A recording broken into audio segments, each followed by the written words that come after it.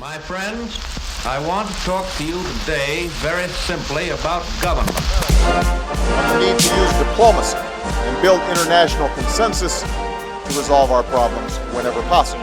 Our diplomats are working with a range of partners to strengthen human rights protections. This is not a time to undercut our diplomats. Today, in our boasted modern civilization, we are facing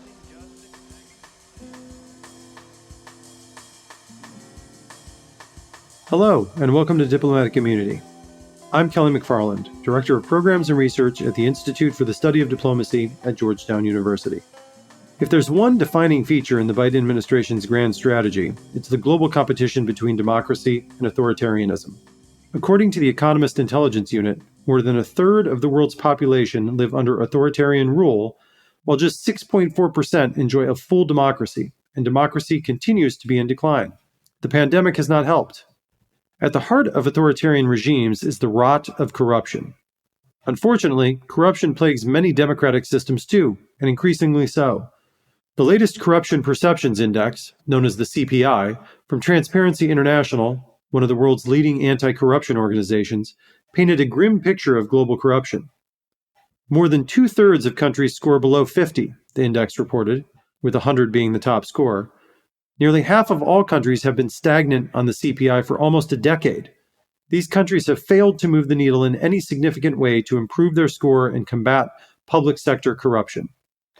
You can explore the index on Transparency International's website, transparency.org.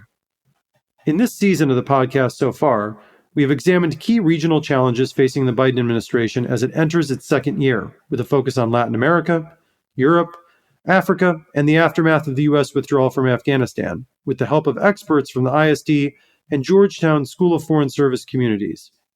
If you haven't listened to those episodes yet, we recommend checking them out in our podcast feed. For the second part of the series, we will look at some of the key global challenges that cut across these regions and further afield. To dive into corruption and democratic erosion around the world, I spoke to Jodi Vittori. She is Professor of Practice and co-chair of the Global Politics and Security concentration in the Master of Science and Foreign Service program at Georgetown.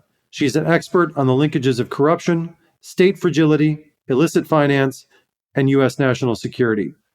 Previously, she was a lieutenant colonel in the U.S. Air Force and an assistant professor and military faculty at the U.S. Air Force Academy and the National Defense University. I would like to note that this conversation was recorded prior to Russia's invasion of Ukraine. President Putin's actions have further solidified authoritarianism versus democracy as a key defining feature of today's world. They have also brought corruption to the fore, as the United States and other democracies have imposed sweeping sanctions on Russia and arms of its kleptocratic regime. This could well be an inflection point in the global anti-corruption fight. Time will tell. Let's have a listen to the conversation. Welcome, Jodi, and thanks for joining us today. Hi, thanks so much for having me here today. I'm excited to be here. So, Jodi, you were just involved with one of our Carnegie Corporation of New York funded New Global Commons working groups last semester, and most likely will be again this coming, or the semester we're in right now, looking at corruption. So I wanted to talk to you about that today. And Transparency International released in January its Corruption's Perceptions Index. What do you see, as someone who follows corruption and kleptocracy very closely, what do you see the main trends to be in that area right now, and why has this become such an important issue to address? Certainly. Yeah, the Corruption Perceptions Index came out, as it always does, towards the end of January. And the results this year were unsurprising, but in a somewhat depressing way.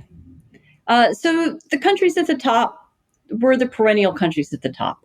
For those who are unaware, the Corruption Perceptions Index ranks countries from 0, which is the worst, to 100, which is the best. Basically the same scoring system all of our Georgetown students are familiar with.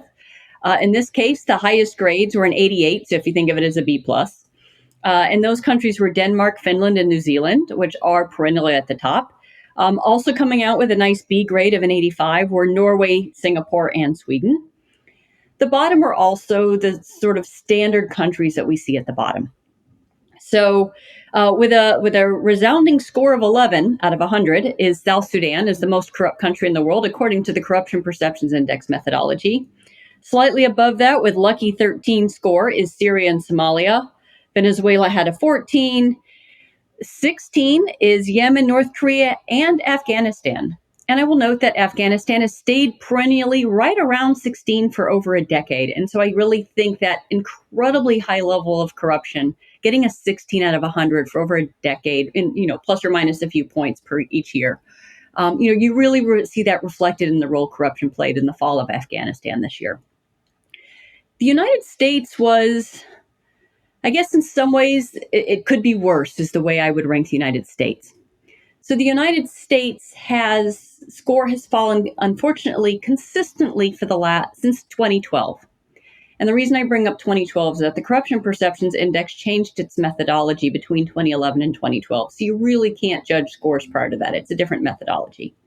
But since 2012, the United States has consistently fallen, meaning its score has gotten worse. And this year, its score is 67. So the good news is last year's score was also a 67. So it didn't keep falling. It plateaued. But that's not really a good way to look. It's gone from a country in the top 10 to within the top 20. Because a few other countries improved, even though our score stayed the same, we're no longer in the top 25 for least corrupt countries.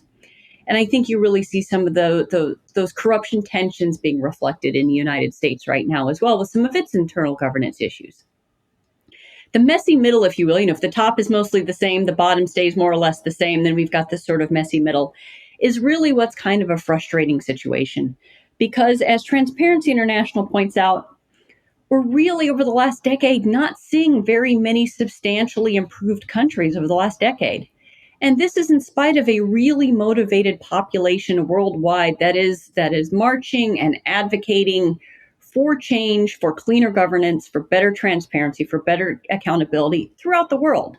I mean, just think of some of the examples that we've seen lately in anti-corruption. I mean, the role of people in Myanmar marching for their rights and for better government. South Sudan marching for better government, having this, literally marching multiple times a week against individuals, highly corrupt individuals who've done a coup. Look at Belarus last year with people marching, against the brutal dictatorship there. Ukraine now, will it be a cleaner, more democratic country versus this highly corrupt oligarchic-run behemoth of Russia? So we've got a very motivated global population, but we're just not seeing significant changes. And we really particularly see this when we talk about the Middle East and North Africa. Transparency International notes that not a single country in the Middle East and North Africa has registered any significant anti-corruption improvement in a decade. And again, there's a high correlation between significant levels of corruption and lack of what we term international peace, which means civil wars, insurgencies, terrorism, crime, etc. And so you would think with the Middle East so notorious for corruption that you would start seeing improvement, but it's just not showing up. And our real concern is that highly corrupt regimes have gotten much better at being able to suppress the will of their own citizens and suppress the ability for citizens to push for better governance, better anti-corruption, better law enforcement, and ending impunity in their own governments. And we see this tied with that role of overall democratic backsliding and rising authoritarianism. The United States has a lot of work to do to get its own house in order as well. We're not standing above everyone at like the number one spot and going out to push people to be less corrupt. And I think it's also interesting that you note these middle countries and the fact that, people are protesting, like you mentioned in Ukraine and Belarus and Kazakhstan recently. But I think it demonstrates that even though we have motivated populations, they really can't by themselves beat back and push against these corrupt networks that are out there, because they are a network and they're just so interwoven and done things over the years through corrupt practices to keep themselves in power and keep those corrupt networks and regimes in place. So a lot of work to be done. And that sort of leads me to my next question. And the Biden administration has really put corruption high up on the list of national security issues for the United States. And what have you seen from the administration thus far? What have they done? And what should we be watching for going into the next year plus of Biden's term as far as corruption goes? Yeah, certainly. And the United States is particularly important from a systemic impact because the United States is not only the leader when it comes to security assistance, other foreign assistance, it in many ways sets the standards. The world's reserve currency is the US dollar, so its role in corruption. It's the largest banking center in the world, so the role of banks was one of the largest real estate markets, which is highly susceptible to corruption. And so these become important both from a domestic perspective and part of the U.S. getting its own domestic house in order, but because as the largest incorporator in the world of corporations and those robust banks and real estate market and so on, it's probably the largest facilitator of corruption and money laundering throughout the world. And so it's about the U.S. getting its house in order, but also then how it uses foreign policy to help try to tamp down on some of that corruption and the other global bads that we worry about, the conflict that results, the civil wars, the lack of international peace, organized crime, all those things I talked about earlier with the Corruption Perceptions Index. And President Biden has been interested in corruption long before he became president. He really made a lot of his chops as a junior senator in the mid-1970s on the Church Committee hearings in the wake of Watergate, was instrumental in the enactment of the Foreign Corrupt Practices Act in the middle 1970s, which was the first law in the world to make it illegal to bribe somebody else's politicians. It had been illegal in the United States since the 1850s to bribe your own politicians, but bribing someone else's had been fair game. We saw this when he was vice president, and so it continues today. And he really came in with a robust agenda, even while on the campaign trail on anti-corruption. And so we saw a lot of that this year. Most notably, something that predated him, but that is carried into his administration, was the fiscal year 2021 National Defense Authorization Act. That had about 150 pages of new banking rules, anti-money laundering rules. There were some other requirements with knowing who the actual owners were of companies getting federal contracts. You couldn't have anonymous shell companies anymore with federal contracts, minimizing fraud, waste, and abuse there. So even though that was passed just days before he came in office, the rules for that have to be implemented, and that's through his Treasury Department, which are primarily responsible for implementing that. Those rules have been going slower than they should have been, but they are moving through as we speak. Last month, the initial rules on what would have to happen with beneficial ownership to take the laws that make anonymous shell companies now illegal and actually make that into something implementable in the states through the Treasury Department, providing the databases, all of that is going forward. So the initial rule was put through in December. There will be a comment period for civil society, for businesses, for whoever wants to comment on that through February, and then we'll wait for the actual final rule to come out. That rule was very middle of the road, the initial one was. So we'll be interested to see in 2022 what that rule looks like. That's really one of the big litmus tests people are going to be looking at in the civil society realm. Since that legislation was enacted, the Pandora Papers came out. And the Pandora Papers highlighted how, for example, trust through places like South Dakota could potentially be abused for all sorts of corrupt, illicit activity, human rights violations, and so on. And so there was some hope that because the laws had some wiggle room that would have allowed covering other aspects of beneficial ownership requirements, that maybe those rules could have come out stronger instead of the middle of the road that they were. But it wasn't a weak rule either, so that's good. It's very kind of mixed. We're also waiting to see what comes out in real estate. A call for initial proposals for a real estate rule also went out in December. And then we'll wait for that initial proposed rule, and then there'll be another comment period on that proposed rule through sometime in 2022. Will this be strong or weak? Again, because of the role that real estate in the United States plays in money laundering and helping all sorts of illicit actors hide their money in the United States. Again, a little bit of a frustration because actually the real estate sector is required to provide fairly strong due diligence on who buys their properties and who gets their mortgages and so forth. But they've had a 20-year emergency exemption from actually doing that. It's part of the Patriot Act, and they've got a specific dispensation not to have to do that due diligence that banks and stuff did have to do in the Patriot Act. So that could have been lifted right away, and it hasn't been. So the rules are great. We're going to be interested in see what comes out, but there was some low-hanging fruit that we didn't see plucked, if you will. And so that's a bit of a frustration. But a lot of other stuff has come out in the last year. It's been a very busy year for the anti-corruption groups. In March, the interim national security strategy came out, specifically listed corruption as an issue in that national security strategy, which was great. In June, corruption was officially declared a core U.S. national security interest.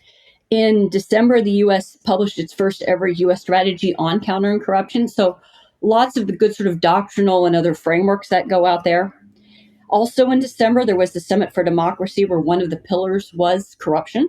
The administration has brought in some really incredibly respected anti-corruption experts and advocates into the administration. So that's been great. They've been aggressively using Magnitsky sanctions from a corruption perspective, visa bans. The administration, through the Department of Justice, has promised to be more aggressive on prosecutions against financial malfeasance. We'll see what happens with that. Those are tough cases, man. A Foreign Corrupt Practices Act case, you're looking 3 to 5 years to get ready to prosecute those. The number of FCPA actions initiated in the last couple of years dropped dramatically. So even if in the last year that, they've started reinvigorating those FCPA investigations and stuff, it's going to take time before we actually see what comes out of that. We're looking for another couple of years down the road before we really see if there's going to be a lot more FCPA actions. Because so much of this is on the domestic front and through domestic legislation, the Supreme Court in the last 12 years has really eviscerated a lot of the capabilities to fight corruption.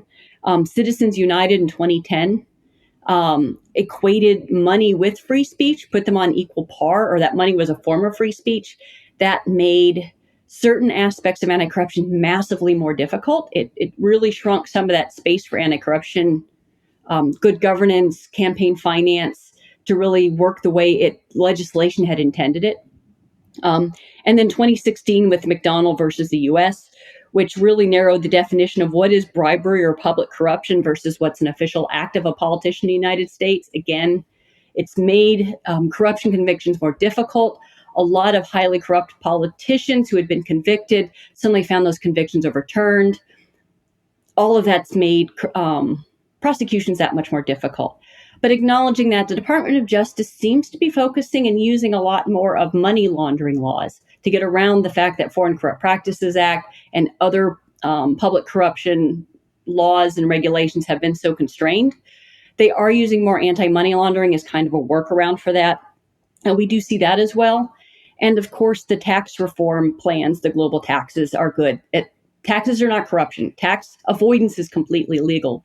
But because they often use the same law firms, the same use of real estate, the same use of anonymous shell company as illegal activities like tax evasion and corruption, helping fix some of the global tax issues should have some bleed over effect into the anti-corruption realm. Yeah, there's been a lot of action in the past year. So hopefully we'll see, further action. We'll see that continue going into the next year. And I'm glad you pointed out the national security strategy and the anti-corruption strategy as well. I think it's interesting how intertwined the domestic and the foreign are on this issue set because of the fact of the Biden administration sees corruption as a major part of this authoritarian versus democracy confrontation that they have as a core part of their grand strategy. But at the same time, there's so much that needs to be done domestically to get rid of a lot of these enablers and things that allow these corrupt actors and kleptocrats to do what they do. I think it's a fascinating, intertwined issue set. Jodi Vittori, as always, it's great to talk to you, and I appreciate you taking the time to fill us in on what's happening in the anti-corruption world. Thank you. Thanks for having me today. That was Diplomatic Immunity. Thanks for listening to this episode. Please share the episode on social media and tell your friends and colleagues to come find us wherever they listen to podcasts. This episode was produced by Alistair Somerville. Audio editing for this episode was done by Aaron Jones. Thank you to the Carnegie Corporation of New York for their support for this podcast. Follow us on Twitter @GU Diplomacy and visit our website, isd.georgetown.edu, to learn more about our work. Until we meet again.